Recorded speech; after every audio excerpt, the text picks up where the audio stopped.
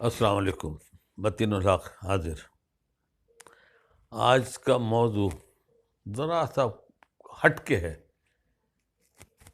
کہیں کچھ سینئر لوگ کہیں باتیں کر رہے تھے کہ دنیا یہ پہلی بار ترقی کی اس منزل پہ آئی ہوئی ہے۔ پہلی بار نہیں آئی ہے، اس سے پہلے بھی کئی دفعہ دنیا نے ترقی کی ہے، اور اتنی ترقی کی ہے کہ اپنی تباہی خود اس نے کی ہے، اس کے خود اپنے ہاتھوں دنیا تباہ کی ہے۔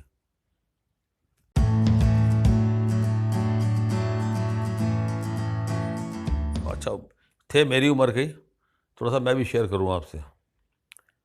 ریڈیو بھی کہیں کہیں کسی گھر میں ہوتا تھا، ریڈیو اتنا عام نہیں تھا اس زمانے میں۔ دو ہم نے کہانیاں پڑھی تھیں، اور اس کہانی کو سننے کے بعد آج کے زمانے سے تقابل کریں گے اس کو۔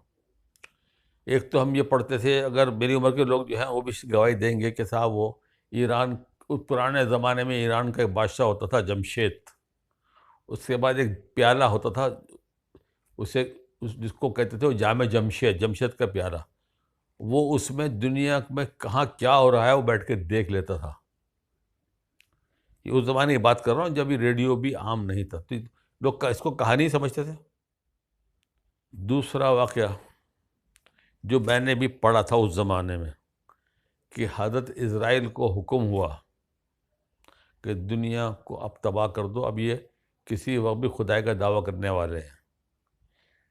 یہ اس وقت کا پڑھا ہوا ہے میں نے، اور اس میرے وقت کے لوگ بھی شاید پڑھا ہو انہوں نے، تو یہ، اور اس کو آج میں دکھاتا ہوں، بتاؤں گا وہ آج کیا ہو رہا ہے۔ حضرت اسرائیل کو وہ تردد ہوا کہ نہیں، اللہ میں نے کہا، فرمایا آپ تسلی کر لو، دنیا میں آئے۔ یہ اس زمانے کی کہانی کے طور پر پڑھتے تھے ہم اس کو۔ دنیا میں آئے، ایک جنگل میں دیکھا دو چرواہے بچے، لڑکے 15-16 سال کی عمر کے، وہ بکریاں چرا رہے تھے، وہ ان کے پاس بیٹھ گئے، سلام دعا ہو گئی۔ انہوں نے بچوں سے سوال کیا تم کچھ پتہ ہے اسرائیل کہاں ہوں گے؟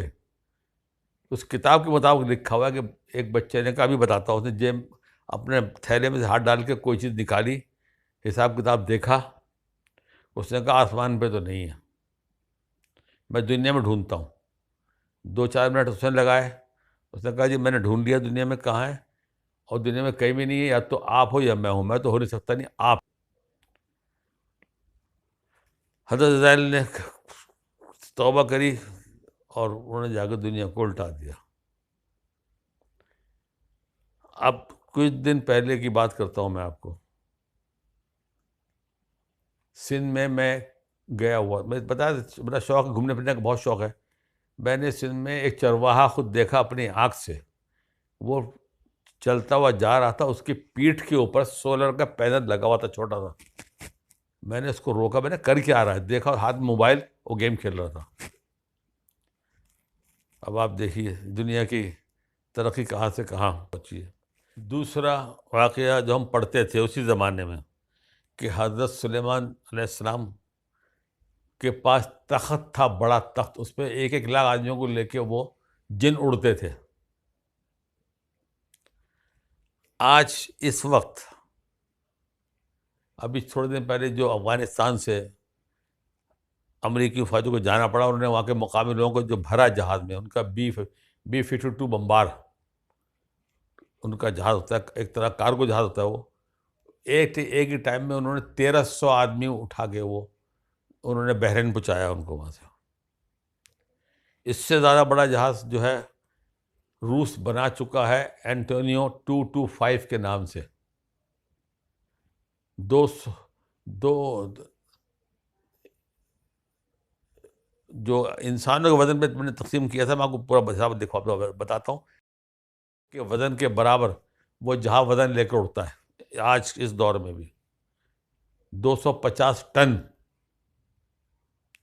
250 ٹن وزن لے کر اڑتا ہے۔ اب حساب لگائیے، ایک آدمی کا اور ایوریج وزن اگر آپ 70 کلو بھی پکڑ لیں تو اتنا ہی بنتا ہے، یہ 3000 سے اوپر بنتے ہیں۔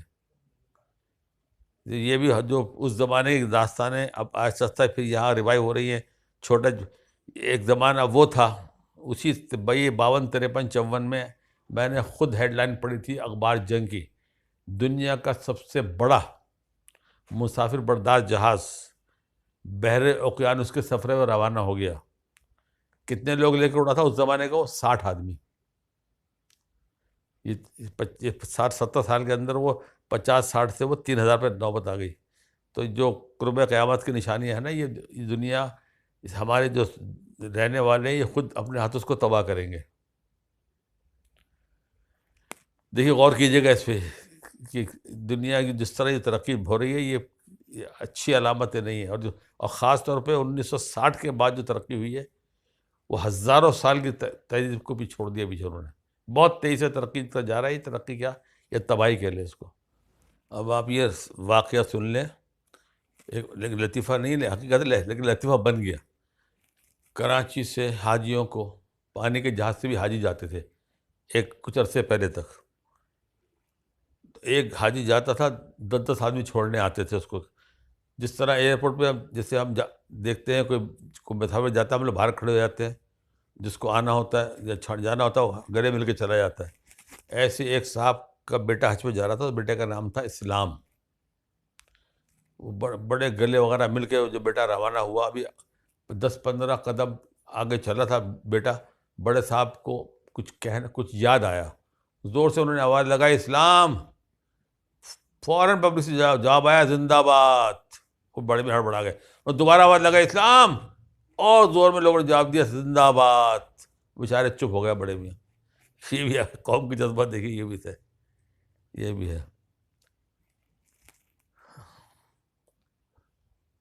دوسرا میں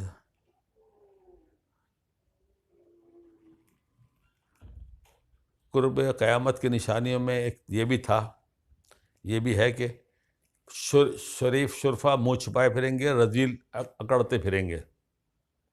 ہمارے ملک پاکستان میں خاص طور پوری پٹی ہندوستان پاس ہر ایک کی پٹی ہے، لیکن اقربا پروری نے اس ملک کو کھوکھلا کر دیا. یہ لطیفہ اس کے بیک گراؤنڈ میں ہے. ایک صاحب سفارشی انسپیکٹر آف اسکول بن گئے. انہوں نے ان کے آگے ان کے جو نظام میں اسکول تھے، پرائیویٹ اسکول بہت سارے، انہوں نے ایک اسکول پہ نشان رکھا کہ ہم اسکول کا دورہ کریں گے. اور ان کو پرائمری اسکول 1 سے 4 جماعت تک کا. تو پروگرام دیا کہ 1 جماعت 2 جماعت 3 کے بچے کچھ سنائیں گے، 4 جماعت کے بچوں سے یہ خود سوالات کریں گے. اسکول کی طرح ہو گئی، فٹافٹ بھاگ دوڑ ہو گئی، صفائی رنگ روغن صفائی، بچوں کو اچھے کپڑے بنائے گئے. پھر 1 جماعت کے بچوں کو کہا تمہارے پاس سر آئیں گے بڑے، تم کھڑے ہو کے سلام کرنا. 2 جماعت والوں سے کہا بھائی تم نے کوئی پویم سنانی ہے. 3 جماعت کے بچوں سے کہا کہ آپ نے بھی کچھ ٹیبلو کر کے دکھانا ہے. 4 جماعت کے بچوں کو کہا گیا بھائی آپ تیار رہیے گا، سوال جواب کچھ کریں گے آپ سے. تو غور سے سنیے گا. یہ وقت پہ وہ پہنچ گئے، 1 جماعت میں گئے، بچوں نے سلام علام کیا، خوش ہو گئے. 2 جماعت میں پہنچے، وہاں جو ہونا تھا استقبال کیا گیا. 3 جماعت میں پہنچ گئے، بچوں نے کچھ ٹیبلو کر کے دکھایا. اب پہنچے کلاس 4 میں. وہاں انہوں نے کہا بچوں میں تمہارا امتحان لوں گا، جو بچہ صحیح جواب دے گا اس کو 5 روپے میں اپنی جیب سے دوں گا انعام. بچوں نے کہا سر پوچھیے. غور سے سنیے گا ذرا یہ اس کا. اور اس اینڈ میں آپ دیکھ رہے ہیں یہ آپ کتنی دیر میں آپ پک کرتے ہیں اینڈ اس کا.